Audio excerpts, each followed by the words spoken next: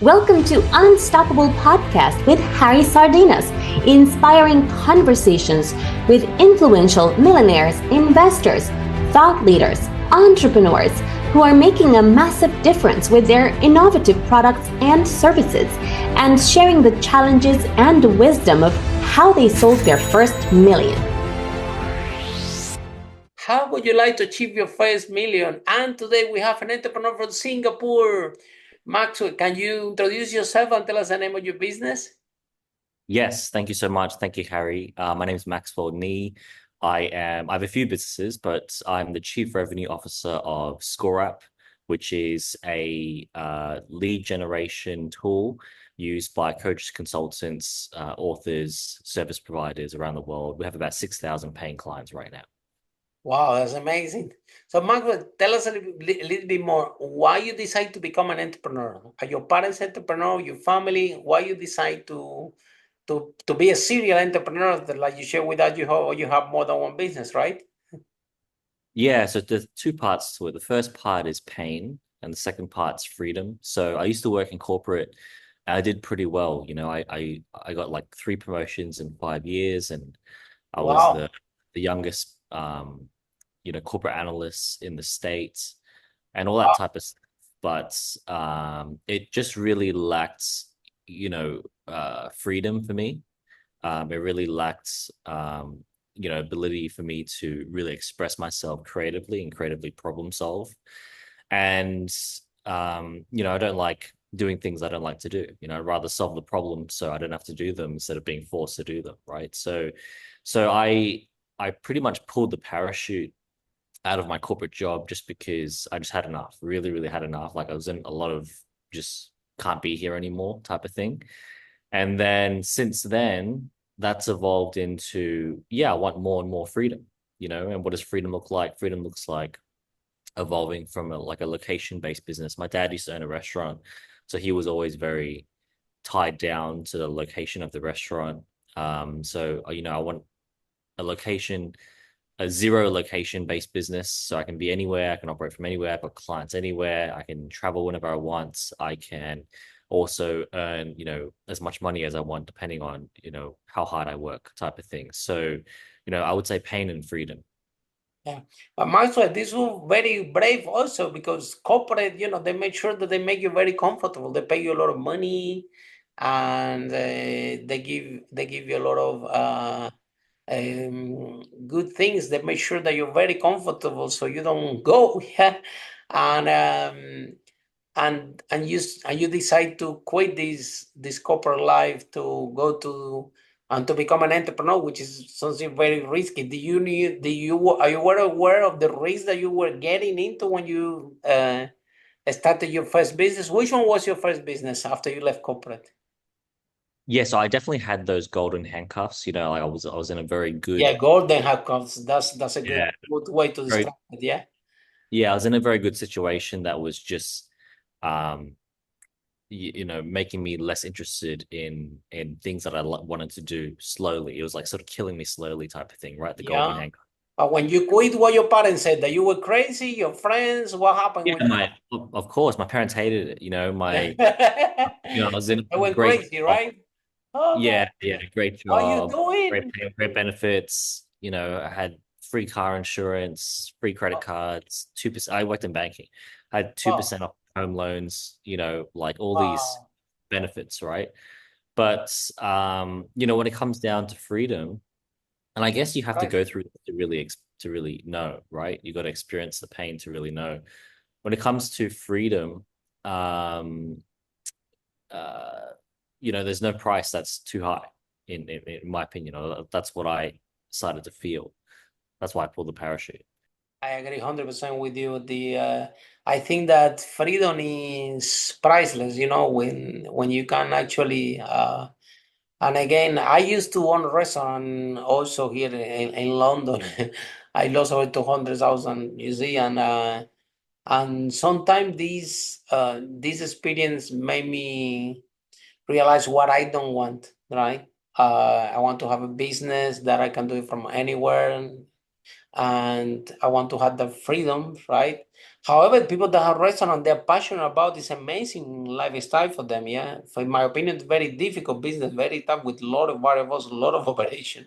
You have to really love it to have a restaurant, and you have to have all the skills. However, um, you can actually because sometimes, Maxwell, the entrepreneurs, right? They get trapped into a business sometimes, and it becomes worse than a job, right? Because you are Monday to Sunday there, you cannot live there, then you have problem, your children don't talk to you, your parents don't talk to you, so it becomes a nightmare for the entrepreneur, which I think is very unfair. But sometimes entrepreneurs get trapped in something that is worse than a job. Is that correct? Yeah, it happens all the time. You sometimes you could create, you leave a 9 to 5 job, so to speak, to create a 24/7 job. If you don't plan that well, or you're not, Absolutely. so entrepreneurship is a skill, right? And there's 2 ways to learn a skill. You could either learn it with a guide and some help, and like a teacher, a mentor, or you could learn it the hard way. And I think that a lot of people, choose to learn it the hard way, which isn't very intelligent. Because when you're an entrepreneur, you have no, like for example, when you learn skills the hard way in a corporate job, the company that you work for pays for your Pay for it. mistakes, Absolutely. right? Yeah. But when you're an entrepreneur and you're making mistakes and you're learning on your own money, you're paying for your mistakes. You're paying double, right? Because you're not making money and you're paying for your mistakes. So, the The trial, smartest way trial to and be, error is very expensive, Maxwell, right? The trial yeah, and error is very expensive thing to do when you're an entrepreneur, correct? yeah, 100%. Yeah. And then, yeah, I agree with you. Having a mentor, having a coach, is way um,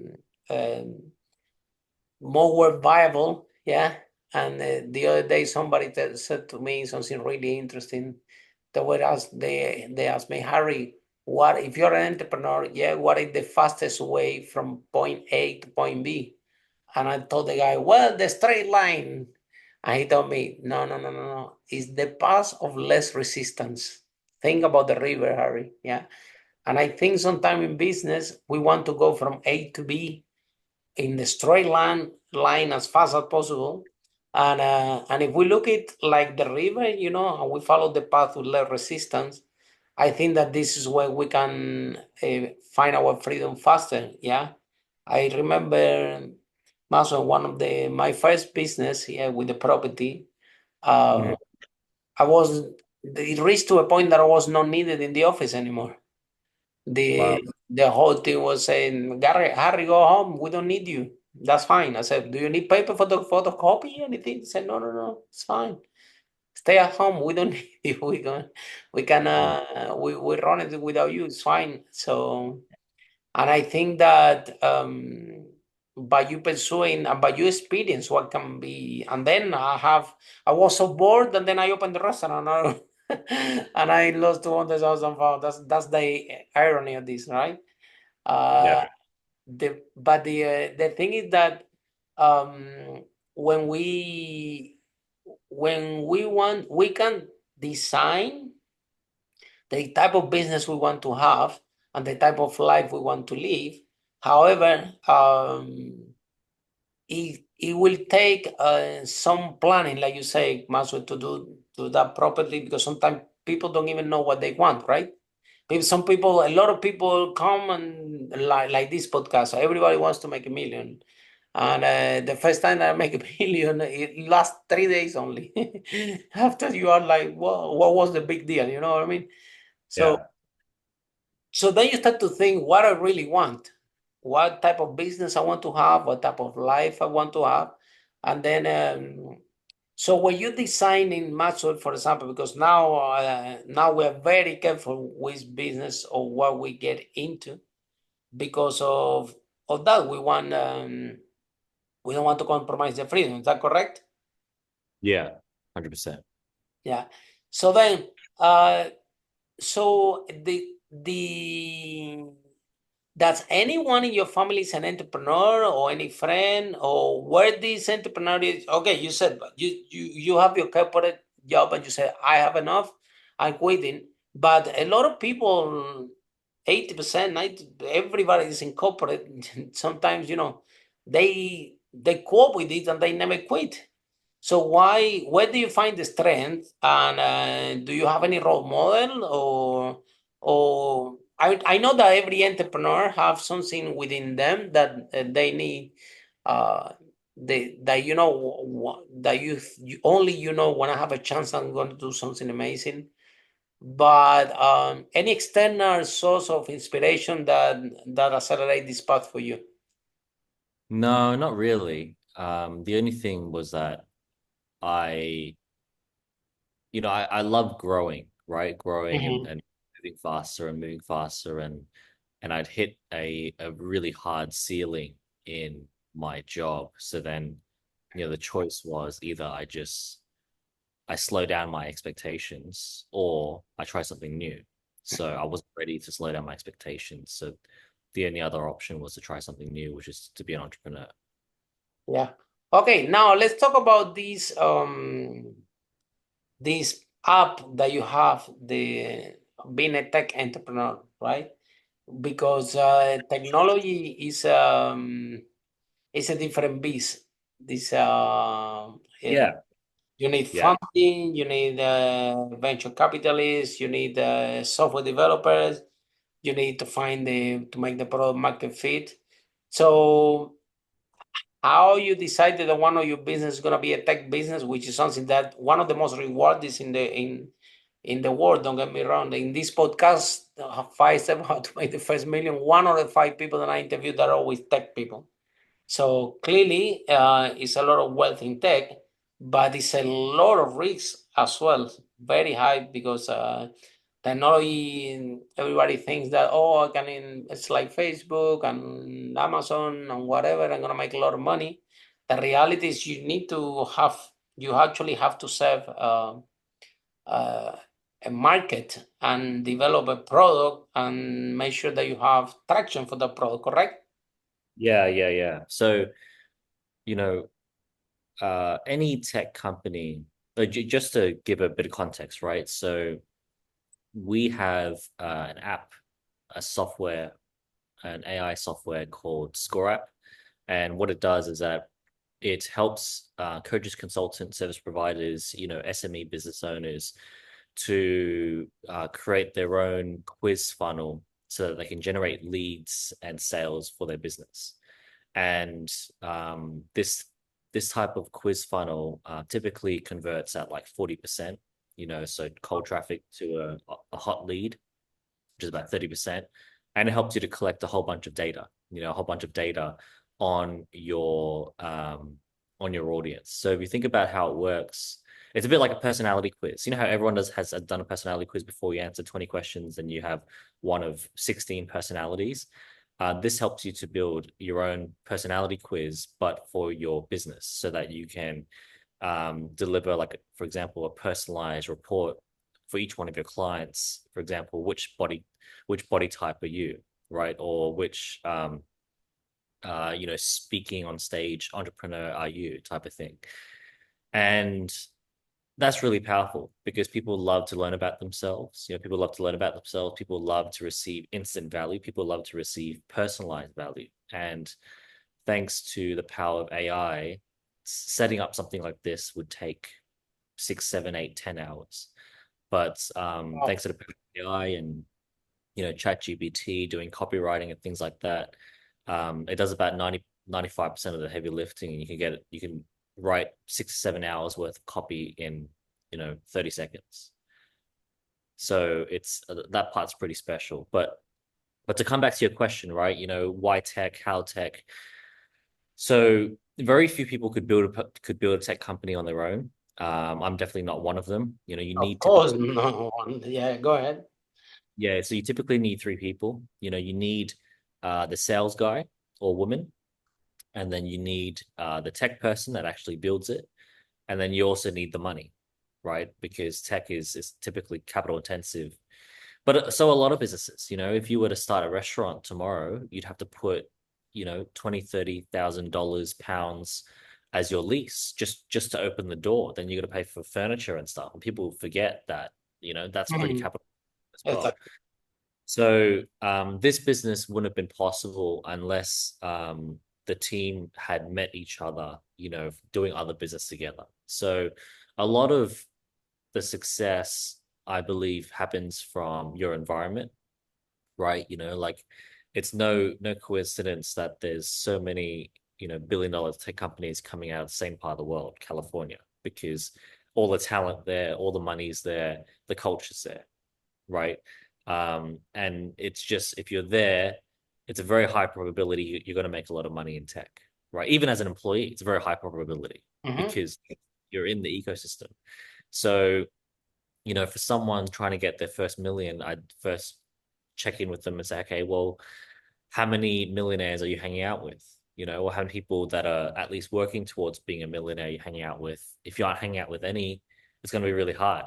It was really hard for me when I was first starting out. I didn't know anyone, so I had to pay. I paid to get into the room and Yeah. and had to elevate who I was hanging out with and not necessarily to always try to do business with them and try to like take from them, but Be on the space.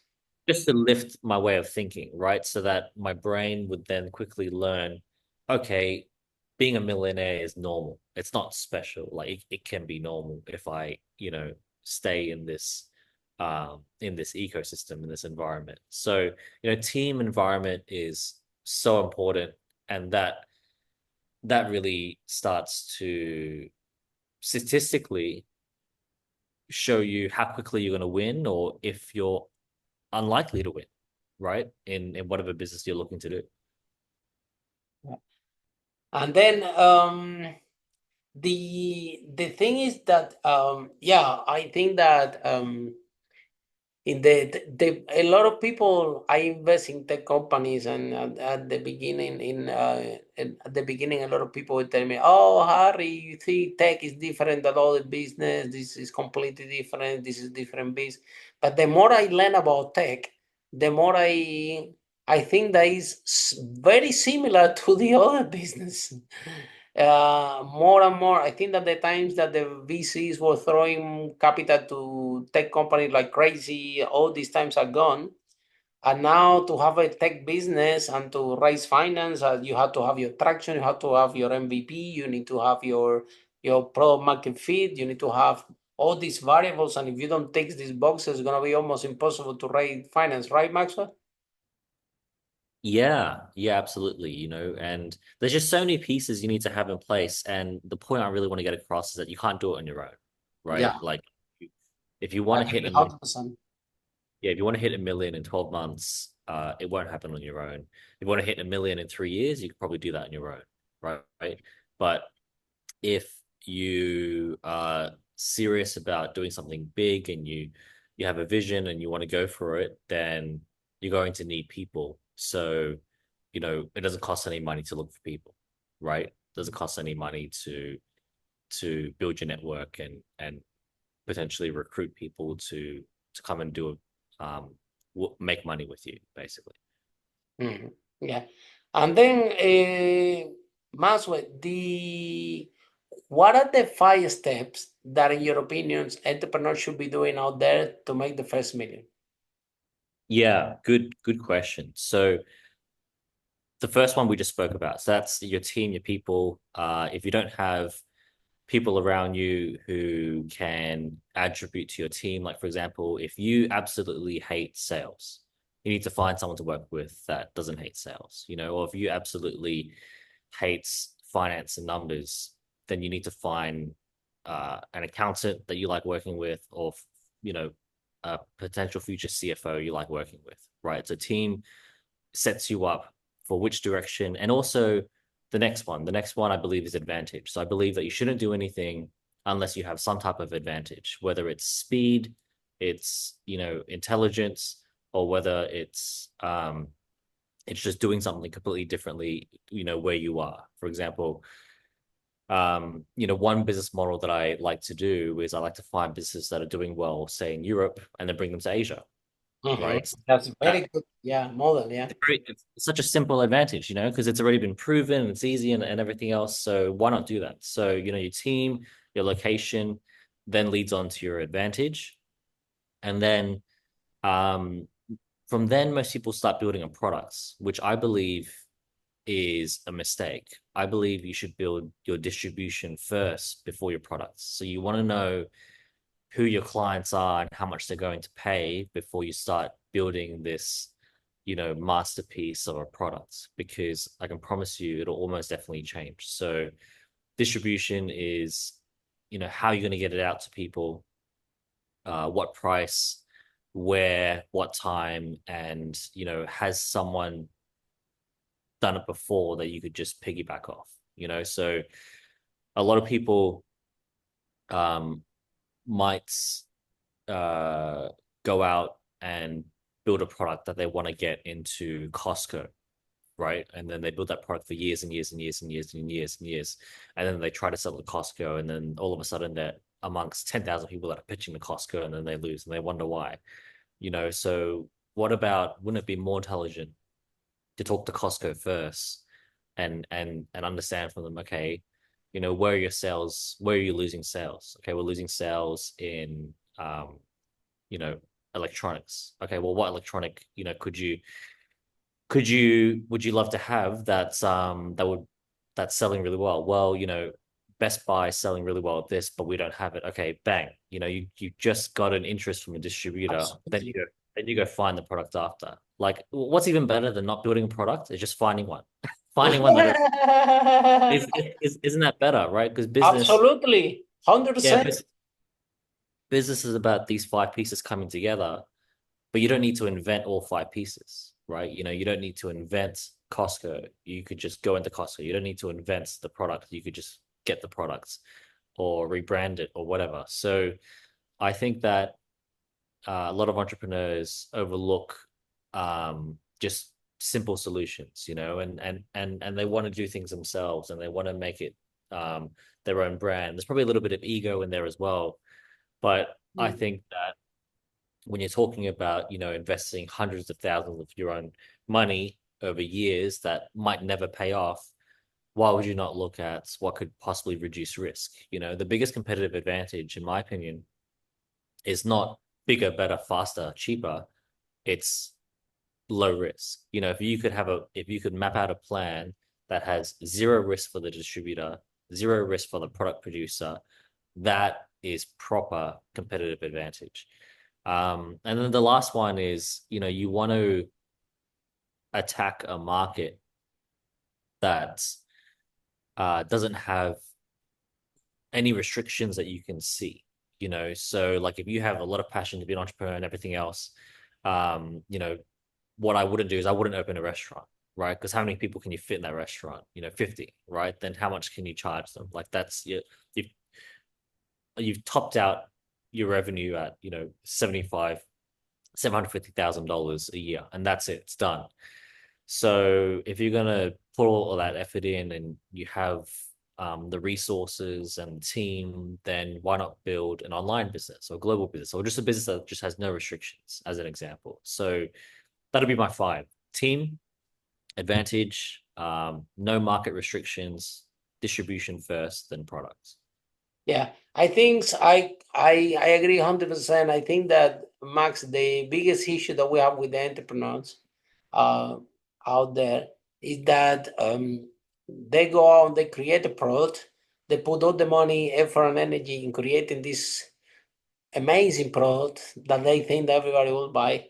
And then when they're out of resources, out of money, out of everything, is the when they go and try to sell this amazing product, and this is what they find out that nobody wants to buy it. And like you said, somebody probably the product we need to change a little bit in order to make it product market fit. So I think that the way that you describe, and a lot of interviews that we have done in this podcast, everyone is saying exactly the same thing, right? That why and the whole thing comes, in my opinion, that people don't pay too much attention and they dismiss the most important part, or one of the most important part of this equation, which is marketing and sales, right? The people think that, especially in tech, we see a lot that, oh, I big software developer, I create this software that is amazing, and everybody will love it, and then Yeah, and you end up with a nobody metaphor. likes, and then no, we will, any sales people, no, pay them little commission, or don't worry about, we are the geniuses here, and marketing and sales, well, we will pay them very little and everything, until they don't realize that these people are the only one that can save your business. Is that correct, Maxwell? Yeah, that's just, when a business is already dead, right? When you're trying to save it by just pouring money into sales and marketing, like there's not enough. Like This is think when of you are in deep trouble. When you, yeah, that's yeah. the thing. They create the product, and after the product is created, now they go to the VC to find the money for sales and marketing. What do you think that the investor is gonna tell you? How come I'm gonna give you my money? You haven't proved that you can sell it. Do you think I'm crazy? Yeah, absolutely. So Very common, the right? yeah, very very common, and so think of sales and marketing as like a multiplier, right? But if your business isn't working now, you're multiplying zeros. So it's just that simple. Yeah, and I think that when they underestimate this part is what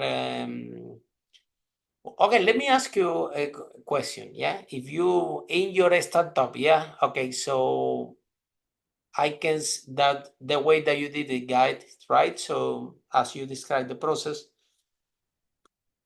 how you find these, how you knew that it was demand for the tech pro that you develop, how you did your research, how you three of you find out that, oh, there is a big space here, we should create the product because we have this distribution channel and they all need this and they're all gonna buy. Yeah, good question. So we saw something similar that someone else was doing.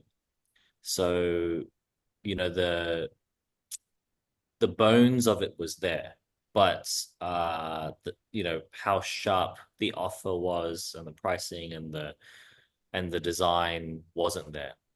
So it's a bit like, Steve Jobs with the iPhone, right? So he saw phones was working and he saw iPods was working. So he said, well, why don't I just put phones and iPods together? Wouldn't that capture both markets? So it was a bit like that. Wow, amazing.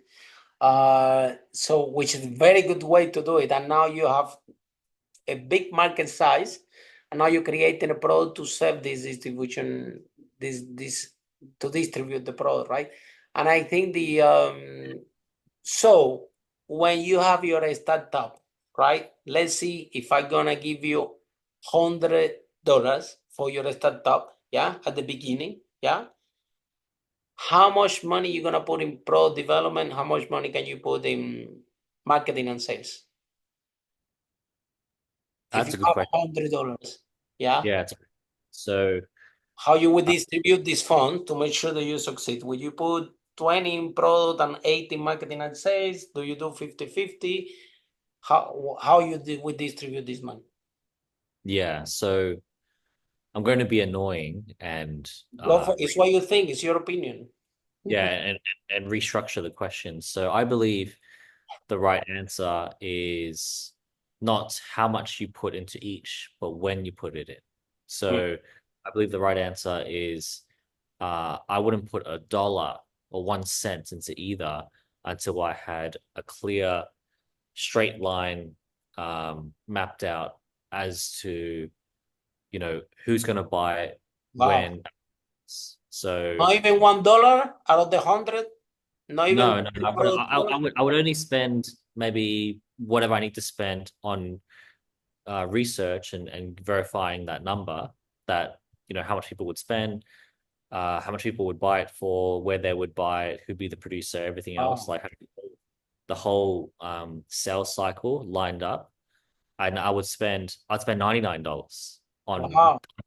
making sure that sales cycle was airtight before I spent $1.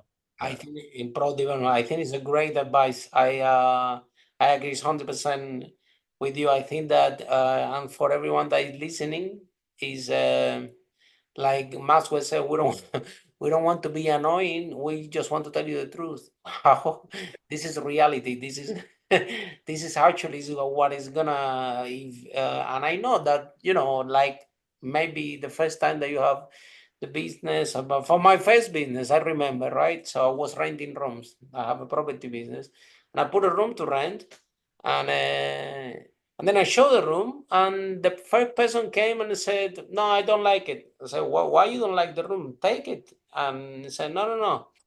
Say, "What is the price?" I said, "No, no, the price is fine, but it needs a little bit of painting. It's too dark. Not gonna take this room." So then the guy left, and I said, "Wow, if I paint this room, this guy is gonna buy. Brilliant." So I took and painted the room, and then I have a next viewing, and it comes a girl. I said, "Look, this is the room. Do you want to take it?" And the guy come and said, "Yeah, I mean it's clean, but it's a little bit cold. Need a flower, plant, something. This is. I will take it, but it's too cold. No, no, no, no, no." And then, wow! So the girl left, and I went to the to a pound shop. I buy one flower for £1. Started the business. We made the room. Guess what? When the third people come, they took the room. It was a girl, actually. Are you with me? So it was Yeah. the client who was telling me what they want. It's not what I wanted to sell to them. They told me what they want.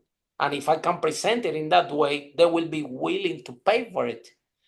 And what happening is that we see again and again and again, not only in tech, but in tech, we see that a lot. But apart from tech, everywhere else in the business, right?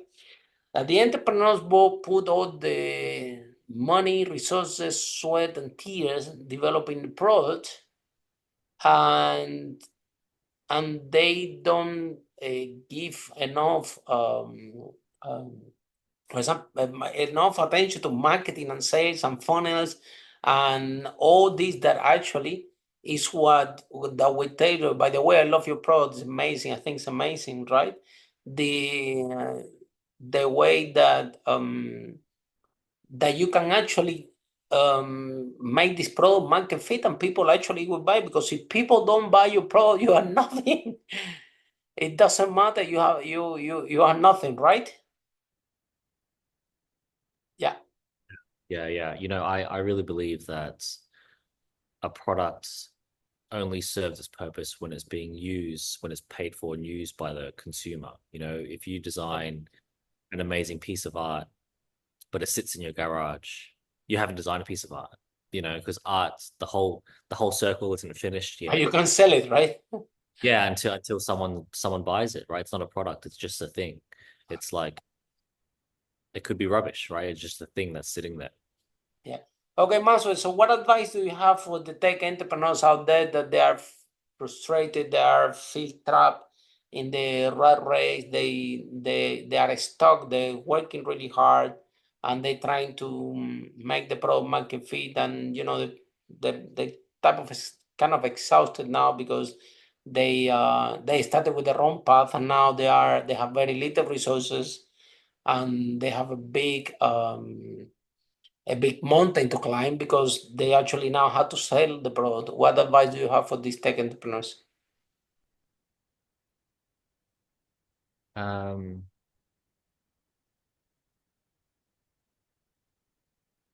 so it depends on what stage you are, right? If you are just starting out, I would always recommend, go work for another entrepreneur. Just get your, like, do your entrepreneur MBA. Let someone else pay for your entrepreneur MBA instead of you paying for all of it. And then, Get some experience, right? yeah, yeah, yeah. Reality, Basically, how it works, right? yeah. And it's just, like you might think, oh yeah, I'm gonna it'll slow me down. I'm going to waste a year, but I can promise you, you'll move 10 years faster, right? Just by accelerating how you operate. And then, if you're an entrepreneur that's a little bit stuck and everything else, I would look at, yeah, your environment and your circle as a first thing. But also, I really believe the biggest reason why entrepreneurs fail is a lack of self-awareness. Like I believe that entrepreneurs have been given the right feedback and the right answers some point in their journey, but they just chose not to listen, or they chose not to give credibility to the person that they should have given credibility to, and they gave credibility to the wrong person because that's what they wanted to hear. So, And the I really, ego that you said play a big part of it also, right? yeah, I really believe that like without self-awareness, entrepreneurs will make the same mistake 20 times in different ways and colors, but they won't know that they're doing it. And that is just, destined to fail, right? Like I would never invest in an entrepreneur like that. But if I met an entrepreneur who could take feedback, takes it the first time, might make a mistake the first time, but then takes it the second time, and they do that every time, then I can go to bed at night knowing they're going to learn very quickly, even if they make mistakes. Yeah, I think that, and then Maxwell, what do you think about the tech industry right now? Because I think a lot of people come and telling me about funding. Well, Harry, it's very difficult to raise money for the startup. The investors are asking for traction, asking for product market fit, I asking for this, asking for that. Whether before it was like kind of uh, more easy to raise funds, especially in the tech environment. But nowadays, if you don't have a product that tick all the boxes, but I think, Maxwell, that on the other hand, everybody, I think there's a lot of money out there, but we just have to tick the boxes, and people are not ticking the boxes because they started with the wrong path in the first place, which is putting all the money, effort, and energy developing a product, rather than put all the money, effort, and energy trying to find how they're gonna market the product, what is the people that are gonna buy it, test it in a smaller scale, and after deliver the product, right? Yeah, I think that there's definitely a consolidation. Whenever anything gets out of control, it gets consolidated and it gets slowed down and then it gets reorganized.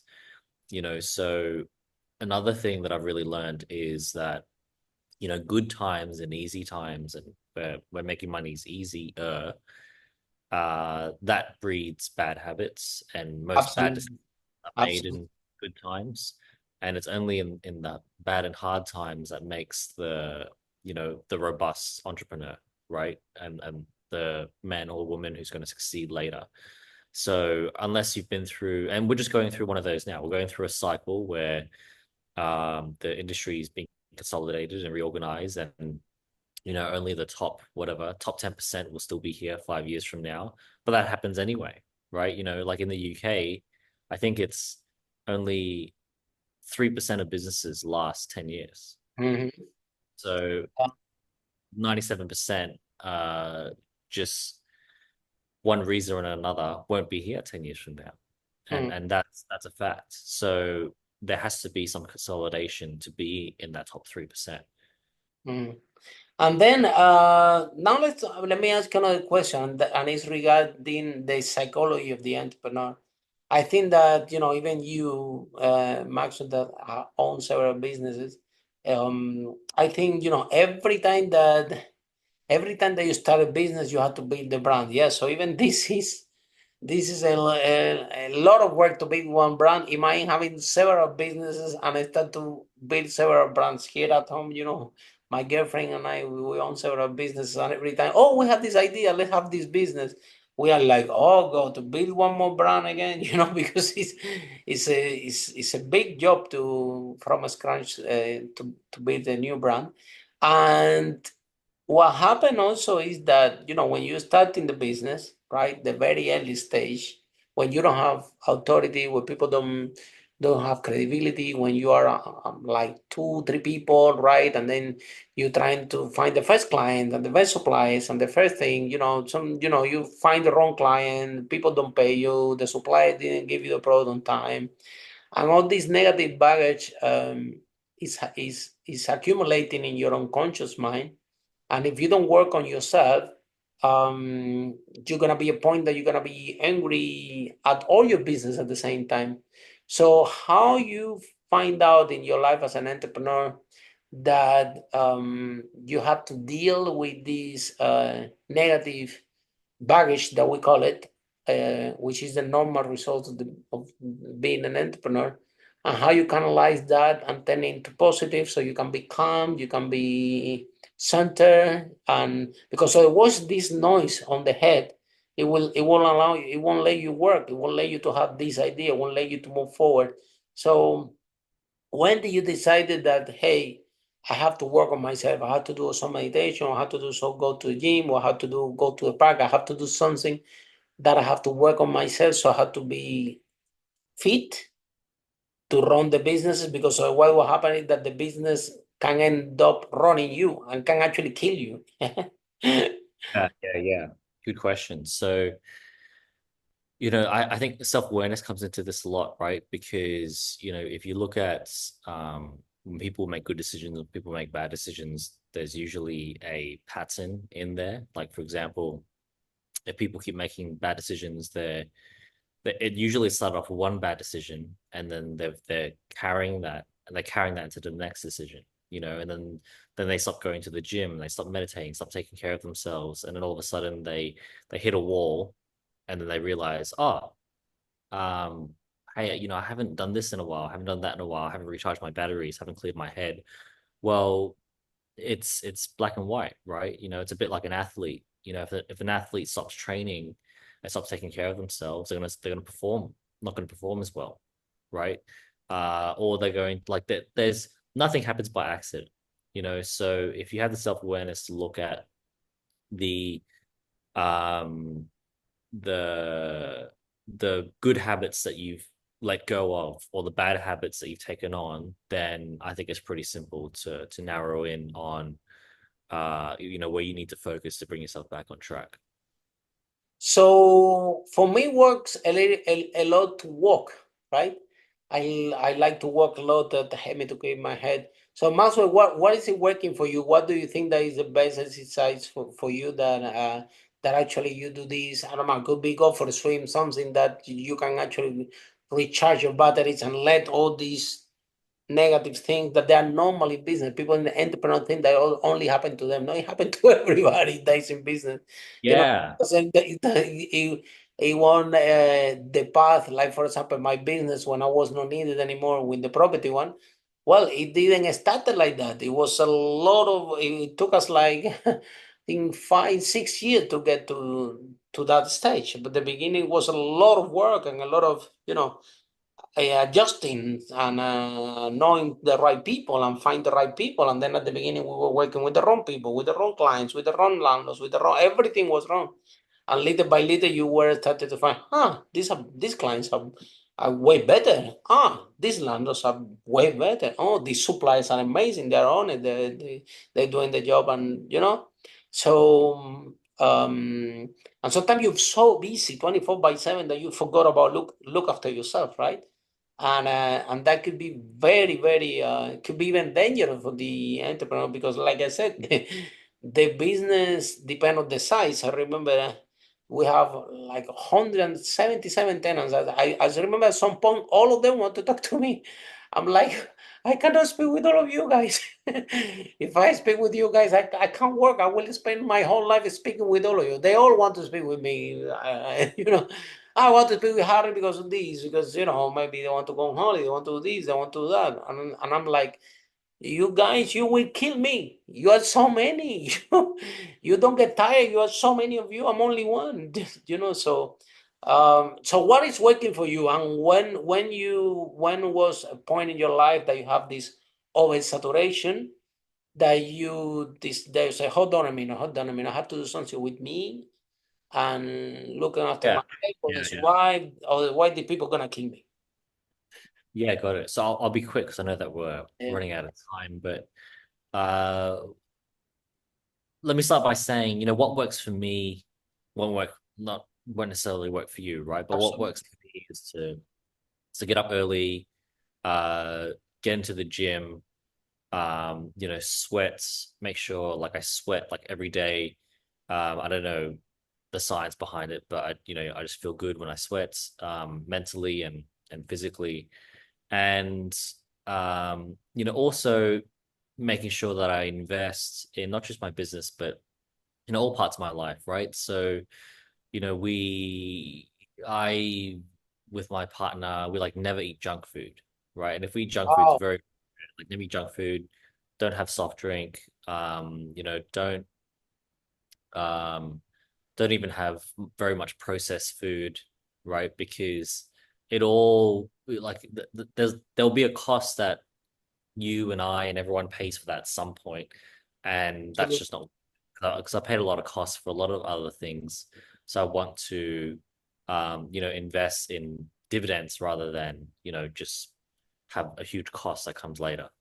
That's a great tip. And thank you so much, Maxwell, for that. Because remember, we want you to be an entrepreneur that you have free time. We want you to make a lot of money, but also we want you to be healthy to enjoy it. Yeah, we don't want to be Yeah, these entrepreneurs, multi-millionaires. I know they have a lot of millions and they have a heart attack, So yeah, we want you to work 360 because all the entrepreneurs you deserve to be wealthy, but also to be healthy and to live a beautiful life. Thank you so much, Maxwell, for your time. This is amazing. I need to tell you, I love Singapore. I travel there a lot.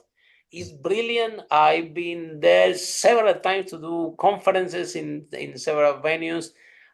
Before COVID, yeah. Now we somehow eventually we beat the team and we will drop by there. We love it over there. It's so safe.